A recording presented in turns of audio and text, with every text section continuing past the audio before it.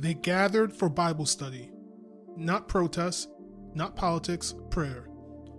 On January 17th, 2015, inside the sacred walls of Mother Emanuel AME Church, 9 lives were stolen. And 10 years later, their stories still echo. Their names still matter, and we're here to remember. This is After the Headlines, Unheard Stories, where we center the victims, not the violence. Today, we're not just revisiting a tragedy, we're honoring a legacy. The lives lived, the love shared, and the light they carried. This episode's for the families who still grieve, the community that still heals, and the country that still has work to do. Because remembering is more than a moment, it's a movement. So whether you're new here or you've been walking with us for a while, take a deep breath. This won't be easy to hear, but it's necessary. Because stories like these deserve to be told with care, with truth, and with heart. Charleston, South Carolina, a city steeped in Southern charm and the legacy of slavery. It's a place where cobblestone streets and pastel buildings, centuries of racial trauma, where tourism thrives, but inequality lingers in quiet corners. In the heart of that city stands a church. Not just any church, but a sacred symbol of survival. Mother Emanuel African Methodist Episcopal Church, founded in 1816 by freed and enslaved Black people. Mother Emanuel was born out of resistance, burned down in the 1800s for daring to challenge white supremacy. Reconstruction was a message. We're still here. Over generations, it became a haven for worship, for organizing, for healing. By 2015, it was still all of that and more. A spiritual home for hundreds, a cultural pillar, a sanctuary for weary souls. On Wednesday nights, the doors open wide. Bible study wasn't just scripture. It was fellowship. It was comfort. It was routine. But on January 17th, 2015, that routine was shattered. A young white man unknown to the congregation walked in. They welcomed him with kindness, offered him a seat, shared their faith. He listened for almost an hour. Then he pulled out a gun. 9 people never made it home. Let's speak their names. Let's remember their lives. Let's tell their stories. Clementa Pinckney, 41 years old, senior pastor, South Carolina State Senator, known for his booming voice and even bigger heart. He was a leader, a father, and a bridge between faith and policy. Sharonda Coleman Singleton, 45, a track coach, a speech therapist, and a mother of 3. Her children describe her as their anchor, one full of laughter, discipline, and unshakable faith. Cynthia Hurd, 54, a librarian for over 3 decades, beloved in the community for her quiet strength and love of learning, a gentle force. Susie Jackson, 87. She was the oldest of the 9, a longtime member of the choir and a cousin of Ethel Lance. She loved gospel music, family, and worship. Ethel Lance, 70, the church sexton, a mother, a grandmother, and known for keeping things in order with pride and love. Liza Sanders, 26, the youngest victim, a recent college grad, poet, vibrant, and brave. He died trying to protect others. In his final moments, Tywanza stepped between the shooter and his aunt, Ethel Lance. He said, "You don't have to do this." His words, speaking in fear and love, linger as a final act of courage. His sacrifice was not just familial, it was sacred. That kind of bravery is born from a deep bond, a generational commitment to protect one another, even in the face of death. Daniel Simmons, 74, a retired pastor, an Air Force veteran. He came to Bible study that night to support his friends. He died surrounded by them. Myra Thompson, 59, a Bible teacher, known for her faith and generosity. That night, she was leading the Bible study. DePayne Middleton Doctor, 49, a college admissions counselor and mother of 4, passionate about education and empowering youth. These were lives full of meaning, stolen not because of who they were, but because of what they represented: blackness, faith, and strength. And together, in that room, they shared not just scripture, but community. Their bond was not broken by violence. In fact, in their final moments, that bond shone brighter than the hatred aimed at them. They held hands. They prayed. They resist fear with faith. What the shooter meant to destroy became immortal, a story of togetherness in the face of terror, a story of legacy, a story of enduring dignity. Survivors like Felicia Sanders and Polly Shepard carry the burden of memory. Felicia, who lost her son, Tywanza, and her aunt Susie Jackson that night, has spoken about hiding under the table, praying as the shots rang out, and whispering to her granddaughter to play dead. Her story is one of unimaginable pain and also fierce love. She often says she survived for a reason: to speak truth and to honor the lives that were taken.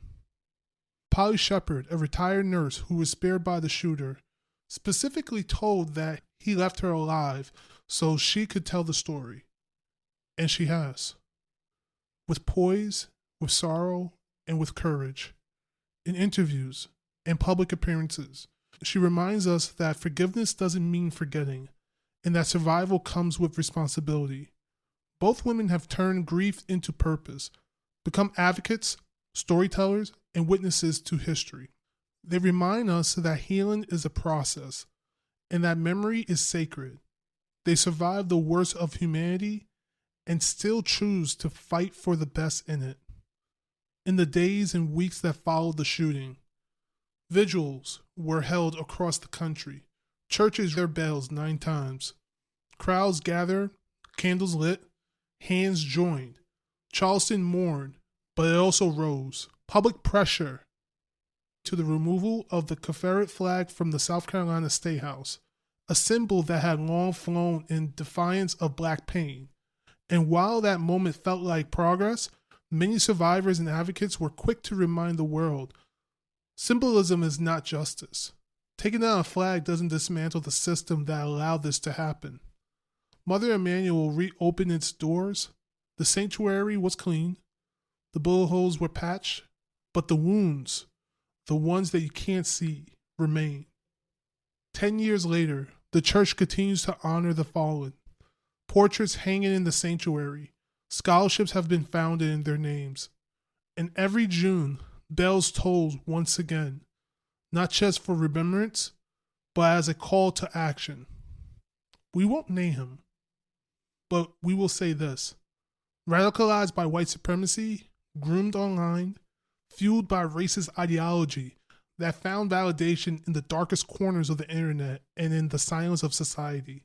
He sat among them for nearly an hour. He witnessed their kindness, their grace, their generosity, and then he opened fire. This was not random. This was targeted racial terror, a calculated act meant to send a message: the black sanctuaries are not safe. He was arrested, tried, and sentenced to death. But the sentence cannot bring the 9 lives lost.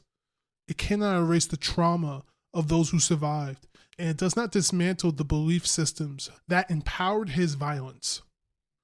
To understand what happened at Mother Emanuel, we must also confront what allowed it to happen. A country that too often protects hate under the guise of heritage, and a justice system that reacts only when it's too late. This segment isn't about him. It's about the warning signs ignored, the ideologies tolerated, and the lives forever changed because of it. What happened at Mother Emanuel is not isolated. It's a part of a long history of attacks on black sacred spaces. In 1963, 4 little girls were killed in the 16th Street Baptist Church bombing in Birmingham. 2015, 9 black worshipers were gunned down in Charleston. And in the years that followed, churches across the South received threats. Some were burned, others vandalized. Because Black churches are more than places of worship. They are organizing hubs, political platforms, and emotional lifelines. They are where marches are born and hope is restored. That's why they've been under attack for generations. Because they represent power in a place where some believe Black people shouldn't have any. The AME shooting exposed a truth that Black America already knew. The places we go to heal can still be the targets of hate. And while we saw national mourning, we also saw political deflection. Some blame mental illness. Others dismiss the shooter as an outlier. But racism is not a glitch in the system. It is the system. And until we dismantle the roots, not just the symptoms, we will repeat history. It's not just the violence that wounds. It's the gaslighting that follows. The denial, the delay, the headlines that turn victims into numbers and communities into hashtags. Others dismiss the shooter as an outlier. But racism is not a glitch in the system.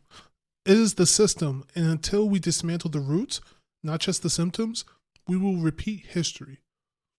It's not just the violence that wounds. It's the gaslighting that follows, the denial, the delay, the headlines that turn victims into numbers and communities into hashtags. This tragedy forced a national conversation about white domestic terrorism. But even then, the language was soft, the justice was slow, and the policy nearly non-existent. We see faster legislation after financial crimes than we do after the racial massacres. We also saw the media's response, photos of the shooters smiling, humanizing language, phrases like lone wolf and troubled youth. We've seen the patterns before, and we see it still. When the perpetrator was arrested, they even offered him something to eat.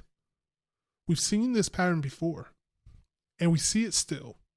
The double standard in how victims are framed and how perpetrators are protected. If we are to move forward, we must tell the truth. This country has never fully confronted the legacy of racial terror, and it shows up in how we fund schools, how we police neighborhoods, and yes, how we protect churches. So when we talk about systemic racism, we are not talking in theory. We are talking about bodies, about blood on sanctuary floors, about grandmothers who never made it home, about families broken by bullets and held together only by faith. 10 years later, it's not enough to remember. We must reckon. We must act. Because healing without justice is just silence in disguise. 10 years later, the memory of the Emanuel 9 lives on. But so do the questions. Where are we now? What has changed? In Charleston, the community continues to gather in honor, in prayer, and in protest. The Emanuel 9 Memorial, designed by architect Michael Arad, the same designer behind the 9/11 Memorial, is being constructed to preserve not just the pain of that night, but the power of those who were lost. Water, light, and words will converge to form a space of both mourning and resilience. Families of the victims have channeled their grief into advocacy. Some push for stronger background checks. Others champion hate crime legislation in South Carolina, a state that, even after the massacre, had no hate crime law on the books. There have been victories, but they have been slow and often incomplete. Faith leaders across the country have formed coalitions for church security and racial justice. Some congregations have begun trauma-informed training. Others have added armed guards. The tension between sanctuary and safety has become part of the Sunday ritual. National conversations about white supremacy and domestic terrorism have grown louder, but still, policy lags behind rhetoric. We've seen more mass shootings, more racially motivated attacks, and more families asked to become activists in the wake of unimaginable loss. Buffalo, El Paso, Jacksonville, Each time, the cycle repeats. And yet, people continue to show up. They march. They vote. They speak names. They tell stories. And they build anew. Mother Emanuel remains open, a beacon of faith, history, and unyielding love. It has become a pilgrimage site for those who grieve, for those who seek truth, and for those who believe the church is still a place of sacred power. Where are they now? We're still hurting, still healing, still fighting, but also still here. As a therapist and a Black man, I've spent years walking with people through trauma, personal, generational, and racial. And what happened at Mother Emanuel touches all three.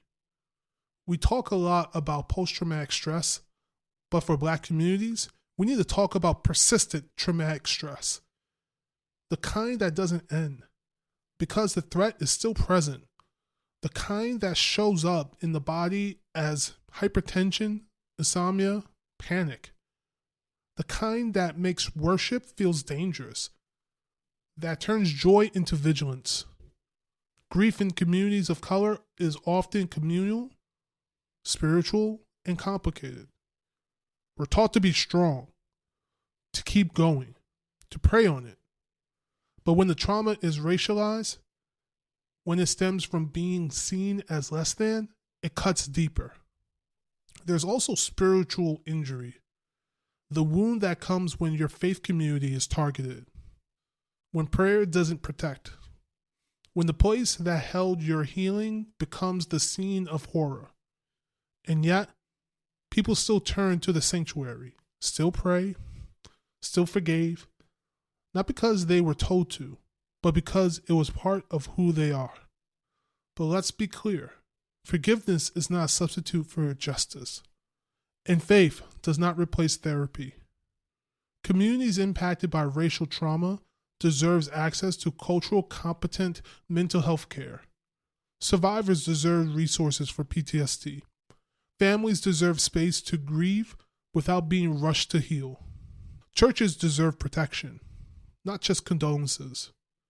10 years later, we must talk not only about the hate that caused the harm, but the tools we need to mend from it. Therapy, grief circles, narrative justice, somatic healing, sacred rest. These aren't luxuries, they're necessities, because Black grief is sacred and Black healing is revolutionary. 10 years ago, hatred walked into a sanctuary and opened fire, but it could not kill the spirit of Mother Emanuel. It could not silence the voices of the Emanuel 9, because we're speaking their names, telling their stories, still building a future in their honor. Sharonda, Cynthia, Susie, Ethel, Tawanza, Daniel, Myra, and DePayne. We say your names with reverence. To the survivors, the families, the community, we see you. We hold space for your grief, your courage, and your ongoing journey. Your resilience teaches us how to love louder, live fuller, and resist deeper. Let this not be just an anniversary. Let it be a reminder that white supremacy must be named, that Black grief must be honored, that sacred spaces must be protected. Thank you for listening to After the Headlines Unheard Stories. If this story moves you, say their names. Support survivor-led initiatives. Push for policies that prioritize prevention, not just response. You can also support this podcast on Patreon. Your support helps us keep these stories alive. Stories that deserve more than a headline. Until next time, stay safe, stay grounded, and keep listening beyond the headlines.